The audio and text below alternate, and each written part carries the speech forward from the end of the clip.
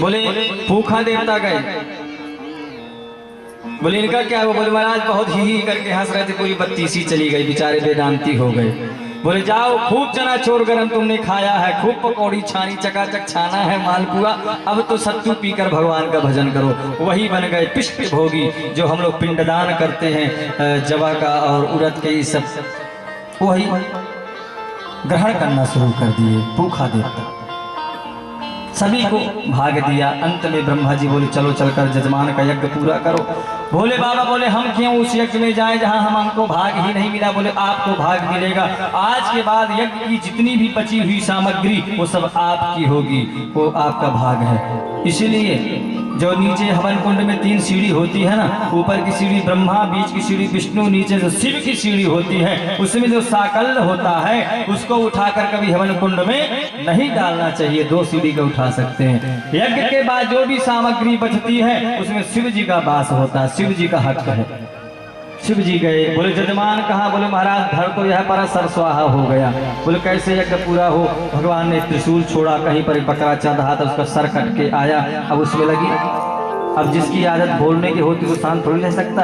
अब जैसे उसका सर लगा तो म्या म्या म्या करके बोलना शुरू कर दिया, और जैसे मियाने लग गया तो भोले बाबा को हंसी आ गई।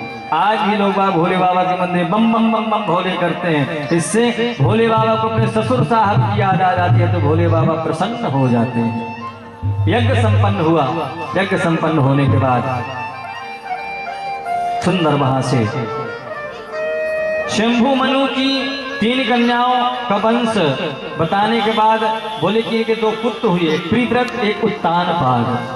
प्रिव्रत और उत्तानपाद 2 पुत्र हैं। प्रिव्रत मतलब होता है जिसकी सुंदर प्रतिज्ञा कर ले, उसे कहते हैं प्रिव्रत। उत्तानपाद राजा, उत्तानपाद का मतलब होता है कि अपने कर्म के द्वारा जिसका पैर समाज में ऊंचा है, जिसकी प्रतिष्ठा ऊंची है, उसे उत्तानपाद कहते हैं। ऊर्ध्व पार्धव सा उत्तानपाद। यहाँ पर एक दृष्टि से भी कहा जाता है जो उल्टा पैर पैदा होता है उसे उत्तानपाद कहते हैं। तो हम सब लोग प्राह करके सब उल्टे ही पैदा होते हैं, सीधा कोई नहीं आता, सब पैर ऊपर रहते हैं, सर नीचे रहता है, उल्टा पैदा होता है। एकाध आते हैं पैर में 100 में एकाध। उत्तानपाद राजा है। उत्तानपाद राजा की सुंदर पत्नी है सुनीति। एक दिन उत्तानपाद राजा घूमते घूमते सुदूर प्रांत जंगल में चले गए। वहां एक वैश्या को देखते हैं। एक देवी को देखे, उनसे बोले देवी तुम हमसे विवाह करोगी? बोले हाँ। उसका नाम सुरुचि। दूसरा विवाह जंगल में करके लेकर आ रहे थे, तो पहली वाली पत्नी दूसरे अपने पति के पत्नी के स्वागत के लिए आरती की थाल सजाकर द्वार पे आई। तो दूसरी वाली पत्नी बोली ये कौन है? राजा उत्तानपाद बोले हमारी पहली पत्नी सुनीति है। तो सुरुचि बोली यदि हम एक घर में रहेगी तो हम घर में नहीं रहेंगे, पहले इसको घर से बाहर करो। उस समय वह गर्भवती थी। उत्तानपाद राजा अपने दूसरी पत्नी के मोह के चक्कर में अपनी पहली पत्नी को घर से बाहर निकाल दिया, नगर के बाहर निकाल दिया महाराज। और नगर के बाहर जाकर सुनीति जो है एक कुटिया बनाकर रहने लग जाती है। समय व्यतीत हुआ, ऋषि महात्मा आते हैं सुनीति के पास। सुनीति दान देती है, भोजन कराती है। जब महात्मा चलने लग जाते तो आशीर्वाद देते हैं। तो जब आशीर्वाद देते हैं ना, तो सुनीति कहती है कि हमारी सौत है, हमारी पति की दूसरी जो पत्नी उसके अभी तक कोई पुत्र नहीं हुआ, तो हे महाराज आप कृपा करें कि हमारी वो भी बहन के पुत्र हो जाए। सोचिए कितना सुंदर मन है। सुनीति मतलब होता सुंदर नीति में चलने वाली, और सुरुचि का मतलब होता स्वयं की रुचि से चले। हमारी भी 2 पत्नियां, सबकी 2 पत्नियां होती हैं, मनमानी और बुद्धि। एक कहती नहीं ऐसा मत करो, दूसरा कहती नहीं करो। तो उत्तानपाद राजा की जो पहली पत्नी सुनीति हैं, उनके एक सुंदर पुत्र का जन्म हुआ। पुत्र का जैसे जन्म हुआ, होनहार वीर बन के होत चीकने पात। जो सुंदर वृक्ष होते हैं उनके पत्ते चीकने होते हैं। आज उनके यहाँ जब बच्चे का जन्म हुआ उसका नाम ध्रुव पड़ा। ध्रुव जी महाराज थोड़े बड़े हुए तो बच्चों के साथ जाकर राजा उत्तानपाद के सामने ग्राउंड पड़ा था, उसमें खेलते हैं। एक दिन बच्चे ने पूछा, कोई बच्चे ने पूछा, क्यों तुम्हारे पापा कहाँ हैं? ध्रुव जी बोले हमें भी पता नहीं, हम खेलने के चक्कर में कभी पूछे ही नहीं। एक ने कहा, जानते तुम्हारे पिताजी कौन है? बोले कौन है? बोले जो महल दिखाई दे रहा है ना, इस महल के जो राजा हैं वही तुम्हारे पिता हैं। ध्रुव जी के मन में इच्छा जागृत हुई कि हम भी अपने पिता के गोद में जाकर बैठे। महाराज आज तुम्हारी हिम्मत कैसे हो गई कि इस सिंहासन में तुम बैठो? बोले मेरे पिता हैं। बोले तुम्हारे पिता होंगे लेकिन तुम मेरे बेटे नहीं हो। यदि तुम्हें इस गद्दी में बैठना है तो जाओ, भगवान का भजन करो, भगवान से प्रार्थना करो, उनसे वरदान मांगो कि मेरे गर्भ से तुम्हारा जन्म हो, तब तुम इस गद्दी में बैठने के लायक हो। एक 4 साल का बच्चा है, एक 4 साल के बच्चे की बुद्धि कितनी रहती है महाराज। उसको डांटा, रोते हुए माँ के पास आया। बोले माँ ने कहा बेटा तुम रो क्यों रहे हो? ध्रुव जी पूरी कथा बता दिए। ध्रुव जी बोले माँ बताओ भगवान कहाँ मिलेंगे, मैं भगवान से वरदान मांगू और फिर आकर इस गद्दी में बैठूंगा मैं। 4 साल का बच्चा है। माँ ने अपने हृदय में पत्थर रख लिया। बोले बेटा तुम इस पिता की गोद में क्या बैठना चाहते हो? अरे तुम्हें बैठना है तो उस परम पिता परमात्मा की गोद में बैठो, जिसके गोद में बैठने के बाद तुम्हें कभी किसी की गोद में बैठने की जरूरत ही नहीं पड़ेगी। माँ वो मिलेगा कहाँ? बोले सीधे चले जाओ, जंगल में मिलेगा। सोचिए हम लोग के जब कोई बच्चा 10 साल 12 साल 20 साल का बच्चा हॉस्टल में जाता है तो माँ कितना रोती है। माँ बाप जाते हैं साथ में हॉस्टल में जाकर व्यवस्था देखते हैं, कैसी व्यवस्था है क्या है। आज उस 4 साल के बच्चे को माँ अपने हृदय में पत्थर रखकर कहती जा बेटा चला जा जंगल में, तुझे उस परम पिता का दर्शन होगा। ध्रुव जी महाराज पूछते नहीं हैं, तुरंत सीधे चल देते हैं जंगल की ओर। हमारे बच्चे जब कहीं चले जाते हैं तो हम जो भी चीज बनाती हैं याद करते हैं कि हमारे बेटा को ये चीज पसंद था, इसको बहुत खाता था, वह पसंद करता था। लेकिन आज ध्रुव की माँ जो सुनीति हैं, ध्रुव को बोली जा बेटा उस परमात्मा के पास जा। ध्रुव जी महाराज चले गए। चलते जा रहे हैं जंगल में, 4 साल के बच्चे हैं।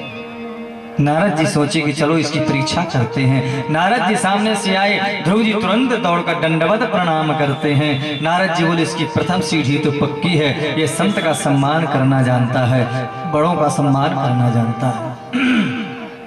फिर नारद जी सोचे इसकी परीक्षा तो करें। नारद जी बोले क्यों, कहाँ जा रहे हो तुम? बोले मैं भगवान को पाने जा रहा हूँ जंगल। नारद जी से बोले अरे क्यों? बोले मेरी माँ ने ऐसा ऐसा कहा है। बोले अरे कोई बात नहीं, बड़े लोग डांटते रहे, जाओ वापस जाओ, जंगल में जाओगे बड़े बड़े शेर रहते तुम्हें नाश्ता कर जाएंगे। ध्रुव जी बोले आप हैं कौन महाराज जी? बोले हम नारद हैं। ध्रुव जी बोले आप नारद नहीं हो सकते, आप नारद नहीं हो सकते। सोचिए ध्रुव जी कह रहे हैं कि मेरा हृदय चलनी के समान हो गया है कि चलनी में यदि कितना भी हम दुग्ध दोहन करें एक भी बूंद उसमें नहीं ठहर सकता है। उसी प्रकार मेरे माँ के दुर्वचनों के माध्यम से मेरा जो हृदय है विदीन हो गया है। नारद जी आपका यह जो ज्ञान है मेरे से चलनी रूपी ज्ञान में नहीं टिक रहा है, मुझे कुछ समझ में नहीं आ रहा, मुझे तो भगवान से मिलना है। आप नारद हैं? बोले हाँ। बोले नारद नहीं हो सकते। नारदो देव दर्शन, ऐसा हमने सुना है कि जिस व्यक्ति को नारद के दर्शन हो जाए उसको परमात्मा के दर्शन होना जरूरी है, 100% भगवान का दर्शन होगा। अब आप कहते हैं नारद है मुझे भगवान का दर्शन नहीं होगा, इसका मतलब आप नारद नहीं, आप झूठे कोई बहरूपिया हैं। नारद के आंखों से आंसू आ गए। बोले देखो एक 4 साल का बच्चा आज इस नारद को झूठा साबित कर दिया। नारद जी गले से लिपटा लेते, बोले बेटा तुम भगवान को पाने जा रहे हो ना, तो बिना गुरु मंत्र के किसी को भगवान नहीं मिलते हैं। कोई भी सत्कार हम करें बिना गुरु मंत्र का हमारे अंदर उसका कुछ फल नहीं मिलता है। तुम गुरु मंत्र ले लो, इसके बाद जाना।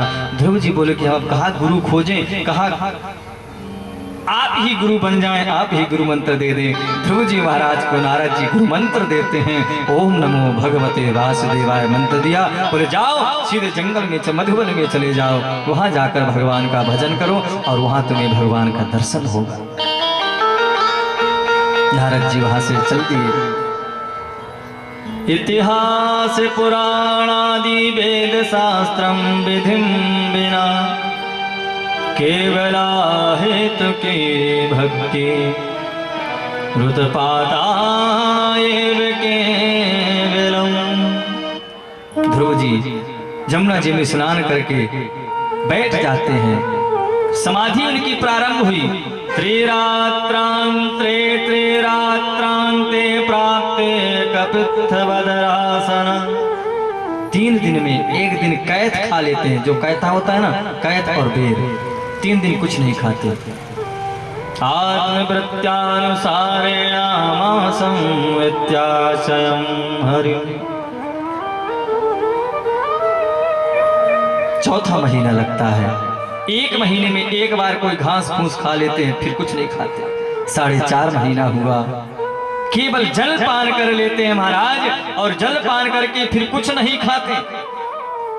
पंचमे वासनो प्राप्ते जित श्वासो न पात्मजः ध्यायान् ब्रह्मपदैकेन तस्थौ स्थाणुस्विश्चलः।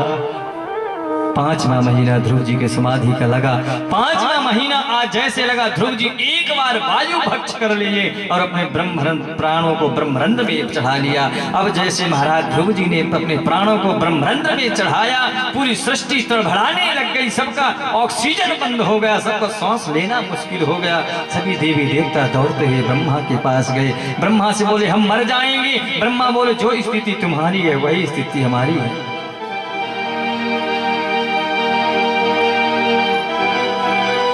ब्रह्मा जी सभी को लेकर नारायण के पास गए। नारायण से बोले कि नैवं विदामो भगवन प्राण रोधम चराचर स्वाखिल सत्वधामना विदेहि तन्नो व्रजनाद् विमोक्षम प्राप्ता वयं त्वां शरणं शरण्यम। बोले हमारे प्राण अवरुद्ध हो गए।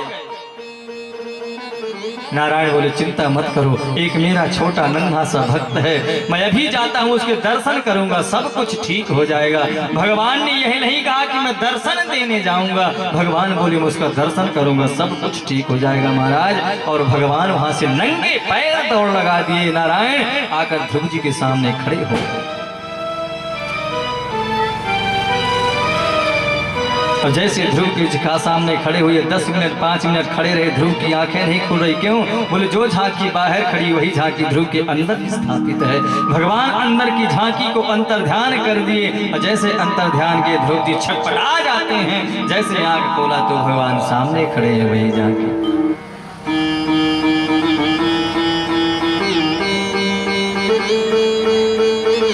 देख रहे हैं, एक दूसरे को देख रहे हैं, लेकिन बोल नहीं रहे। अब 4-5 साल का बच्चा क्या जाने। भगवान ध्रुव जी ने सोचा कि मैंने तो माँ से पूछना ही भूल गया कि जब भगवान मेरे सामने प्रकट होंगे तब उनसे बात क्या करूंगा। भगवान समझ गए इससे बोलना नहीं आ रहा। भगवान ने सुंदर अपने शंख का स्पर्श उनके कपोलों से किया और जैसे अपना शंख ध्रुव के गालों से स्पर्श करते हैं महाराज, तुमोगम करोति वाचालम पंगुलंघयते गिरिम यत्कृपातमहं वंदे परमानंद जमाधिव। जैसे शंख का स्पर्श हुआ तो जो गूंगा होता बोलना प्रारंभ कर देता है, लंगड़ा पहाड़ों को लांघ जाता है महाराज जब परमात्मा की कृपा होती है। सतम विवक्षम मदितम हरिज्ञातस्य सर्वस्य दत्तितः। भगवान उनके अंदर प्रवेश कर जाते हैं कि योऽन्तः प्रविश्य मम वाचमिमां प्रसूक्तां संजीवयत्यखिल शक्तिधरा स्वधामना। अन्याश्च हस्तचरसमणत्वगादीन् प्राणान् नमो भगवते पुरुषाय तुभ्यम्। बोले प्रभु आपकी कृपा से आज मैं बाचाल हो गया, बोलना प्रारंभ कर दिया। भगवान की जब कृपा हो जाती है ना तो क्या होता है, जो जान ही तही दे हो जना, हो जान